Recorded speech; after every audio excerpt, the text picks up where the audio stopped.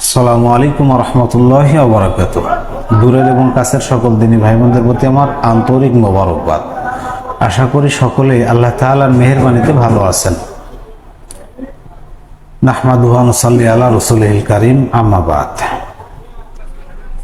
বিশুদ্ধভাবে তাওহীদ ও রিসালাতের উপর ঈমান আনুন। সাহাবায়ে কেরাম, তাবী ও তাবেঈগণের আকীদা বা আহলুস সুন্নাহ ওয়াল জামাআতের আকীদা, যা ইমাম আবু হানিফা রহমাতুল্লাহি আলাইহি ফিকহুল আকবর, ইমাম তাহাবী রহমাতুল্লাহি আলাইহি আকীদায়ে তাহাবিয়া ও অন্যান্য প্রাচীন ইমামগণের নির্ভরযোগ্য গ্রন্থসমূহে লিপিবদ্ধ রয়েছে। সেই অনুসারে নিজেদের আকীদা গঠন করুন। পরবর্তী যুগের বিদআত ও বানোয়াট আকীদা বর্জন করুন। সাথে সাথে সকল প্রকার শিরক, কুফর, বিদআত ও ইলহাদ থেকে আত্মরক্ষা করুন। সকল প্রকার হারাম উপার্জন পরিহার করুন। ফরজ ইবাদত বিশুদ্ধভাবে পালন করার সর্বাত্মক চেষ্টা করুন।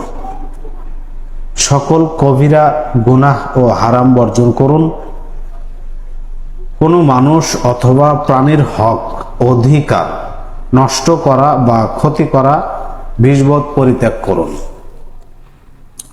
মনকে হিংসা, ঘৃণা, বিদ্বেষ, অহংকার, আত্মতৃপ্তি, জাগতিক সম্মান, প্রতিপত্তি বা টাকা পয়সার লোভ থেকে যথাসম্ভব পবিত্র রাখার জন্য সর্বদা সতর্কতার সাথে চেষ্টা করুন।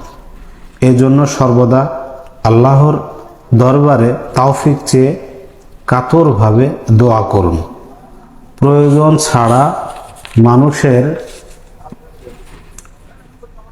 ছাড়া মানুষের সাথে হাসি তামাশা বা গল্প গুজব যত সম্ভব কম করুন। নফল ইবাদত বেশি বেশি পালনের চেষ্টা করুন।